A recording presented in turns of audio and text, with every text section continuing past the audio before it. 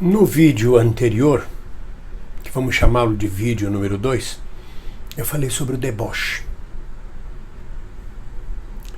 E aí também sou remetido à crueldade, ao humor cruel, ao sarcasmo daqueles que festejaram nas redes sociais ou em público a morte de Dona Marisa. Mas tocou-me profundamente a posição de vários médicos. Eu sou um artista, um ator. Molière, um dos maiores autores do mundo, já no século XVII, na sua obra O Doente Imaginário, já tecia profundas críticas à profissão de médico. Molière não curtia médicos. Ele dizia que a medicina era uma arte e não uma ciência, que a medicina era interpretação, como os artistas. E os médicos não gostavam de Molière. Tanto que Molière morreu de hemoptise, tuberculoso, sozinho, enquanto a mulher dele corria pela cidade à procura de um médico e nenhum médico foi atender Molière.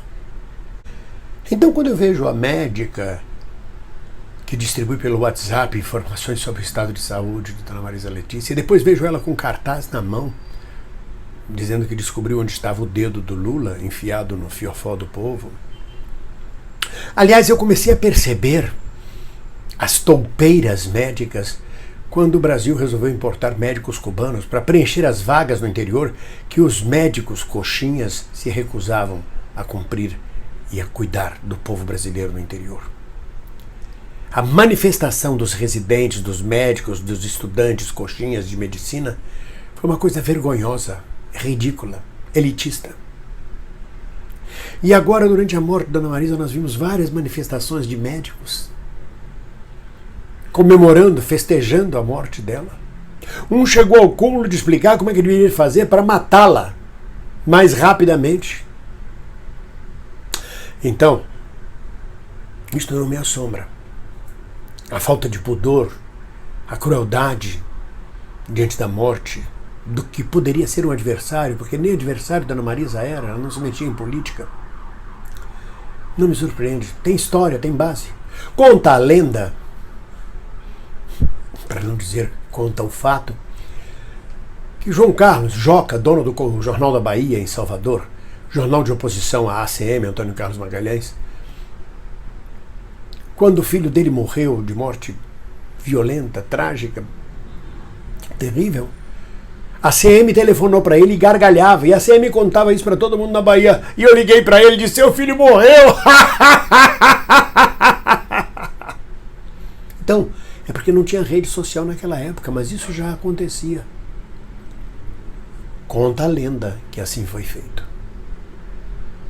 Mas logo depois, eis que Antônio Carlos Magalhães perde o seu filho mais querido, o seu grande herdeiro político, Luiz Eduardo Magalhães,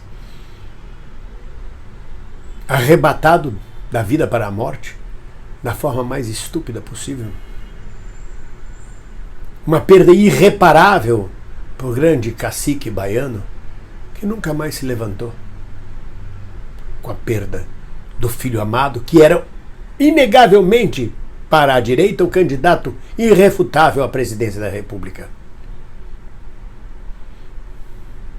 Então não me assusta que pessoas riem, zombam, festejam a morte de Dona Marisa. Mas os médicos, muito cuidado com os seus médicos, com o seu médico, os seus médicos. Eu aconselho você, companheiros, e eu vou fazer isso com os meus, a perguntar qual a posição política do médico que eu estou me consultando. Se for coxinha, fuja dele apavorado, porque ele é capaz de qualquer coisa.